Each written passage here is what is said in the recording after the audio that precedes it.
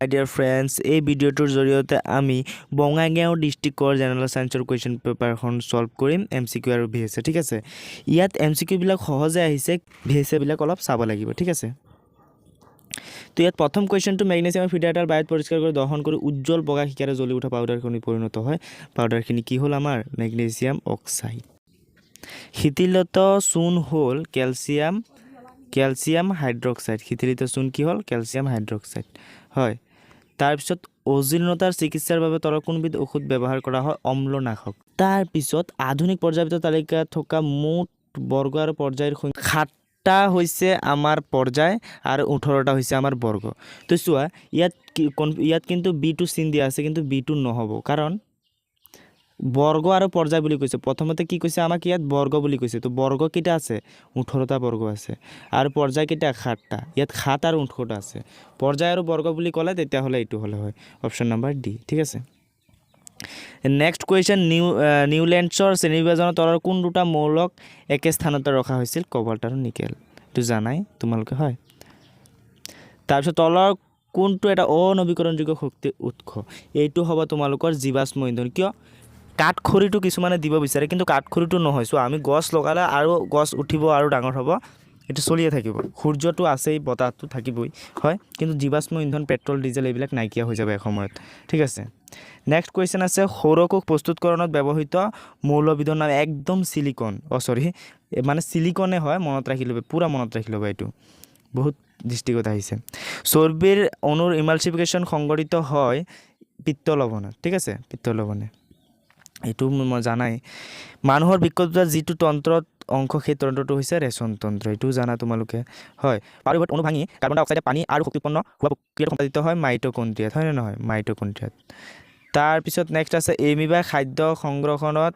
সহায় কৰে কুটপদে সহায় কৰে হয় এমিবাৰ কুটপদে নেক্সট মানুহৰ ক্ষেত্ৰত পাচন ক্ৰিয়া আৰম্ভ হয় মুখৰ পৰা আৰম্ভ হয় মুখগ্ৰহৰ পৰা তো এইটো এনসাৰ হ'ব দুটা নিউজনৰ মাজত ফাকটো বা খালি ঠাই কি বুলি কোৱা হয় ফাক বা খালি ঠাই একে সাইনেপস বুলি কোৱা হয় এইটো ঠিক আছে কোষ বিভাজন উদ্দীপনা যোগোৱা সঞ্জীৱনী পদাৰ্থ হৈছে আমাৰ সাইটোকাইনিন হয় সাইটোকাইনিন এইটো নেক্সট কোৱেশ্চনটো আছে আদিম মানুহৰ প্ৰজাতি আৱাসভূমি ক'ত আছিল আফ্ৰিকাত বুলি 9 নম্বৰ চেপ্টাৰৰ পৰা আছিল এইটো হয় তাৰ পিছত জিনীয় পদ্ধতিত সংঘটিত হয় কেৱল কম জনসংখ্যা য'ত থাকিব তাত জিনীয় পদ্ধতিত সংঘটিত হ'ব ঠিক আছে উত্তল দাপনে গঠন কৰা প্ৰতিবিম্ব সদায় এইটো মনত ৰাখি লবা এইটো এনসাৰ হৈছে আমাৰ ভাৰ্চুৱেল এইটো হ'ব অসৎ বি নম্বৰটো অসৎ আৰু সংকুচিত সদা মনত ৰাখিবা লক্ষ্যবস্তু সমান আকাৰৰ সৎ প্ৰতিবিম্ব পালে লক্ষ্যবস্তুটো ফোকাস দৈৰ্ঘ্য উত্তল লেন্সৰ ফোকাস দৈৰ্ঘ্য দুগুণ দূৰত্বত ৰাখিব লাগিব হয় নেক্সট নম্বৰটো আছে হয় প্ৰকৃত সূৰ্য উদয় আৰু আপাত সূৰ্য উদয়ৰ সময়ৰ ব্যৱধান 2 মিনিট হয় তোমালোকে জানা এইটো 2 মিনিট মনত ৰাখি লব নাজানিলো বহুতে নাজানে হয় তো ৰুদ্ধকতাৰ এসআই একক হৈছে আমাৰ ৰুদ্ধকতাৰ এসআই একক হৈছে ওম মিটাৰ ৰেজিস্টিভিটি এসআই ইউনিট অফ ৰেজিস্টিভিটি একদম সহজ এমসিকিউ বিলাক সহজ হৈ গ'ল এতিয়া আমাৰ ভি আছে 2 নম্বৰ পৰা কি হয় চিপছৰ পেকেট জাৰৰ নগদীভাৱে ভৰুৱা গেছবিধৰ নাম হৈছে নাইট্ৰজেন গেছ হয় নে নহয় নাইট্ৰজেন গেছ তাৰ পিছত কি হৈছে আমাৰ 3 নম্বৰটো হাইড্ৰজেন সালফাইডে বায়ুত দাহিত হৈ পানী আৰু সালফাৰ ডাই অক্সাইড উৎপন্ন কৰে এই বিক্ৰিয়াটো ৰাসায়নিক সমীকৰণৰ ৰূপ হৈছে H2S ঠিক আছে প্লাস বায়ুত দাহিত হয় বায়ুত থাকে অক্সিজেন তাৰ পিছত কি উৎপন্ন হয় বুলি কৈছে আমাক সালফাৰ ডাই অক্সাইড আৰু পানী উৎপন্ন হয় H2O ঠিক আছে এইটো হৈছে আমাৰ সমীকৰণটো তাৰ পিছত এইটো সন্তুলন কৰা 5 নম্বৰ পৰা আহি গ'ল দেখিছা না নাই মই কৈছো এই কাৰণে কৰিবলৈ প্ৰেক্টিস হয় তাৰ পিছত 5 নম্বৰটো বেকিং সোডাৰ ৰাসায়নিক নাম সংকেত লিখা বেকিং সোডাৰ ৰাসায়নিক নাম হৈছে সোডিয়াম হাইড্ৰোজেন কাৰ্বনেট হয় নহয় সোডিয়াম হাইড্ৰোজেন কাৰ্বনেট কাপোৰ ধোৱা সোডাত পানীৰ অণু কেইটা থাকে তোমালোকে বহুতে জানা 10টা থাকে এটো বেকিং সোডা Na2CO3 হয় নহয় তো হয় 10H2O ঠিক আছে এটো হ'ব আমাৰ পানীৰ অণু মনত ৰাখি লবা তাৰ পিছত আছে ব্ৰাইন কি সোডিয়াম ক্লোৰাইডৰ দ্ৰৱবোৰক কি কয় ব্ৰাইন বুলি কোৱা হয় তাৰ পিছত নেক্সট আছে আমাৰ ধাতুৰ সৈতে এসিডে বিক্ৰিয়া কৰি কি গেছ উৎপন্ন কৰে হাইড্ৰোজেন গেছ উৎপন্ন কৰে হয় নহয় হয় তাৰপিছত নেক্সট কুৱেশ্যনটো আছে আধুনিক পৰ্যায়বৃত্তৰ সূত্ৰটো এইটো মই কৈ আছোঁ ধুনীয়াকৈ তোমালোকে লিখি লোৱা কিতাপতে আছে হয় তেতিয়াও কৈ দিছোঁ মৌলবোৰৰ ধৰ্মসমূহ সিহঁতৰ পাৰমাণৱিক সংখ্যাৰ পৰ্যায়ক্ৰমে সলনি হয় মৌলবোৰৰ ধৰ্মসমূহ সিহঁতৰ পাৰমাণৱিক পৰ্যায়ক্ৰমে সলনি হয় মানুহৰ দেহত মলত্যাগ কাৰ্যত নিয়ন্ত্ৰণ কৰা পেশীবিধৰ নাম হৈছে কি পেশীবিধৰ নাম কি স্ফেক্টাৰ পেশী তোমালোকে জানা এইটো আছে কিতাপত হয় প্ৰতিধ্বনুৰ স্থান ক'ত স্নায়ুৰজ্জুত প্ৰতিধ্বনুৰ স্থান ক'ত স্নায়ুৰজ্জুত এইটো হৈছে স্নায়ুৰজ্জু তোমালোকে লিখি ল'বা ঠিক কোন দুবিধ কলাৰ দ্বাৰা প্ৰাণীদেহত নিয়ন্ত্ৰণ আৰু সমন্বয় কাৰ্য সমাধা হয় স্নায়ু আৰু পেশী কলা ঠিক আছে স্নায়ু আৰু পেশী কলা মনত ৰাখি ল'বা ঠিক আছে কি পদ্ধতিৰ দ্বাৰা দেহত হৰমন নিঃসৰণ সময় আৰু পৰিমাণ নিৰ্ধাৰণ কৰে হয় কি কৰে আমাৰ timing and amount hormone released in regulated কোনটো হৰমন দ্বাৰা ফিডবেক পদ্ধতিৰ দ্বাৰা হয় কোনটো পদ্ধতি ফিডবেক পদ্ধতি মনত ৰাখি ল'বা ফিডবেক পদ্ধতি কেমট্ৰপ্ৰিজমৰ এটা উদাহৰণ হৈছে ৰাসায়নিক লিখিব পাৰা আৰু এটা জলনুবেগী ঠিক আছে তোমালোকে লিখি ল'ব পাৰিবা পিটুইটাৰী গ্ৰন্থিয়ে নিৰীক্ষণ কৰা হৰমনবিধৰ নাম তাৰপিছত সমহস্ত অংগবিলাক কি এই কুৱেশ্যনটো মই এতিয়া কৈ আছোঁ তোমালোকে লিখি লোৱা এই সমহস্ত অংগবিলাক কি ঠিক আছে যিবিলাক অংগ লিখা যিবিলাক অংগ উৎপত্তি আৰু গঠনৰ ফালৰ পৰা একে হয় কিন্তু কাৰ্যৰ ফালৰ পৰা বেলেগ বেলেগ হয় তাকে সমহস্ত কি অংগ বোলে ঠিক আছে তাকে সমহস্ত অংগ বোলে নেক্সট প্ৰজাতিকৰণ কাক বোলে হয় প্ৰজাতিকৰণ কাক বোলে মই কৈ আছোঁ তোমালোকে এতিয়া লিখা অলপ ডাঙৰ আছে কিন্তু মুখস্থ কৰি লোৱা এটা প্ৰজাতিৰ প্ৰাকৃতিক নিৰ্বাচন জিনীয় পৰিৱৰ্তন বা ভৌগোলিক পৃথকীকৰণ আদিৰ ফলত নতুন নতুন গুণ বা চৰিত্ৰ আহৰণ কৰি পূৰ্বৰ প্ৰজাতিৰ পৰা আঁতৰি আহি নতুন প্ৰজাতি উৎপন্ন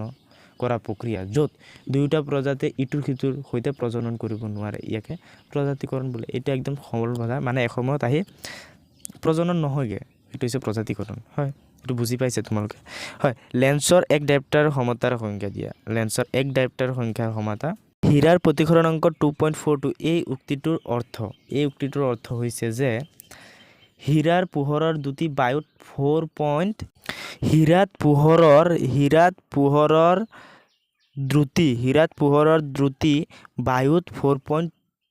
2.42 গুণ হয় এইটো তোমালোকে লিখি লোৱা আমাৰ স্বাভাৱিক দৃষ্টিৰ এজন মানুহৰ বাবে নিকট বিন্দু কিমান 25 সেন্টিমিটাৰ জানাই হয় 1 এম্পিয়াৰ প্ৰভাৱ বুলিলে কি বুজা মই কৈ আছোঁ কিতাপতো আছে লিখি ল'ব পাৰা এডাল পৰিবাহীত কোনো অংশই 1 ছেকেণ্ডত 1 কুলম আধান প্ৰবাহিত হ'লে পৰিবাহীডালৰ মাজেৰে যোৱা প্ৰবাহক 1 এম্পিয়াৰ বুলি কোৱা হয়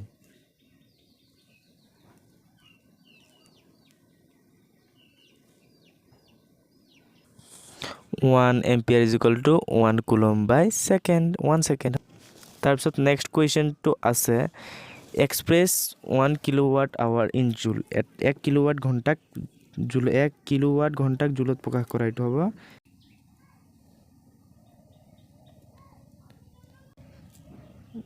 এইটো হ'ব আমাৰ 3650 জুল ইমান হ'ব ঠিক আছে তাৰপিছত নেক্সট হ'ব কোনবিধ সঁজুলিৰ সহায়ত বিভৱ জোখা হয় এইটো হ'ব আমাৰ ভল্ট মিটাৰ ঠিক আছে ভল্ট মিটাৰ ফিউজ তাৰ কাক বোলে অলপ ডাঙৰ আছে মই লিখি দি আছোঁ কৈ আছোঁ চোৱা বৈদ্যুতিক বৰ্তনীৰ সৈতে শ্ৰেণীবদ্ধ সজ্জাত সংযোগ কৰা এবিধ নিৰাপদ সঁজুলি হয় বৈদ্যুতিক বৰ্তনীৰ সৈতে শ্ৰেণীবদ্ধ সজ্জাত সংযোগ কৰা এবিধ নিৰাপদ সঁজুলি যিয়ে বৈদ্যুতিক বৰ্তনী জ্বলি যোৱাৰ পৰা সুৰক্ষা প্ৰদান কৰে বাছ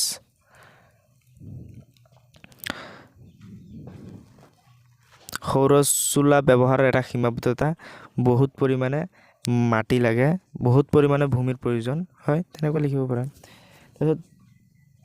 জৈৱ গেছত থকা মিথেনৰ শতকৰা 75% হয় বাকীবিলাক আছে এইবিলাক বহুত সহজে আছে তোমালোকে চাই ল'ব পাৰা প্লাষ্টাৰ অফ পেৰিছৰ দুটা ব্যৱহাৰ যিটো তোমাৰ জানা নাই এটা হৈছে ডাক্তৰে ভঙা হাড় সঠিক স্থানত জোৰা দিবলৈ ব্যৱহাৰ কৰা হয় পুতলা নিৰ্মাণ কৰিবলৈ ব্যৱহাৰ কৰা হয় মেণ্ডেলিভ শ্ৰেণীবাজৰ দুটা সীমাবদ্ধতা হয় তাৰপিছত পত্ৰৰন্ধ্ৰ ছিদ্ৰ আৰু বন্ধ ছিদ্ৰ মুক্ত বা বন্ধ পৰিঘটনটো কেনেকৈ নিয়ন্ত্ৰিত হয় কোনে নিয়ন্ত্ৰণ কৰে ৰক্ষী কোষে হয় কেনেকৈ নিয়ন্ত্ৰিত হয় তাত লিখা আছে ধুনীয়াকৈ চাই ল'ব উদ্ভিদে কি উপায়ে লৌকিকাৰ কাৰ্য তোমালোকে ভালকৈ চাবা লৌকিকাৰ কাৰ্যটো ঠিক আছে আমাৰ দেহত আয়ডিনৰ গুৰুত্বটো জানাই হয় এইটো হ'ব এই কুৱেশ্যনটো যে আছে 38 নম্বৰটো বহুতো ভুল কৰি আছে 1 ডায়োপ্টাৰ হ'ব এনসাৰটো চোৱা ইয়াত লেন্স ইয়াৰ ক্ষমতাটো নিৰ্ণয় কৰিব দিছে আমি ক্ষমতাটো জানো কি p = 1/f বুলি জানো হয় নহয় এনে ফোকাসটো আমি মিটাৰত থাকিব তেতিয়া 100 সেন্টিমিটাৰ দি আছে মানে কি 1 মিটাৰ 100 সেন্টিমিটাৰটো 1 মিটাৰে হ'ব তো ওপৰত 1/1 = 1 ডায়োপ্টাৰ বাসেস সিম্পল সি কথা এইটো হয় ইজি আছে মায়াপিয়া বিকাৰ এইটো এটা আহেই ঠিক আছে আৰু এই কোৱেশ্চনটো একদম ইজি এইটো তোমালোকে পাৰিবা বহুত হয় এইটো 4.4 এম্পিয়াৰ হ'ব হয় না নহয় এনেকা টাইপৰ এই কোৱেশ্চনটো কিন্তু ইম্পৰ্টেন্ট আছে সেই কাৰণে মই এইটো কৰা দিয়া কৈ আছো এই কোৱেশ্চনটো ইম্পৰ্টেন্ট আছে সমান্তৰাল সহ্য ক্ষমতা সংযোগ কৰিলে এইটো ফৰ্মুলাটো হৈছে 1/r = 1/r1 + 1/r2 + 1/r3 তে সববিলাক যদি আমি লিখো ইয়াত তো কি হ'ব 1/r1 টো থাকিবই তো ইয়াত 1/3 + 1/3 + 1/3 তেতিয়া হলে সববিলাকৰ লসাগু কি হৈ যাব 3 হৈ যাব আৰু 1 + 1 + 1 = কি হৈ যাব 3 হৈ যাব তাৰ পিছত এটো 3/3 হৈ যাব 3/3 মানে কিমান 1 তো 1 ওম হৈ যাব ঠিক আছে এটো ইজি আছে শক্তিৰ ভাল উৎস অবতল দাপনৰ ব্যৱহাৰ আৰু এই কিটা যে কোৱেশ্চন আছে এই কিটা তোমালোকে ইতিয়াই প্ৰেক্টিস কৰা ঠিক আছে ইতিয়াই প্ৰেক্টিস কৰে কিটা বহুত মজাৰ কোৱেশ্চন আছে তেতিয়ালৈকে till then tata bye bye আশা কৰো বুজি পাইছা আৰু কিবা ডাউট থাকিলে তেতিয়া কমেন্টত খুদিব পাৰা তেতিয়ালৈকে জয় বাবা কি ঠিক আছে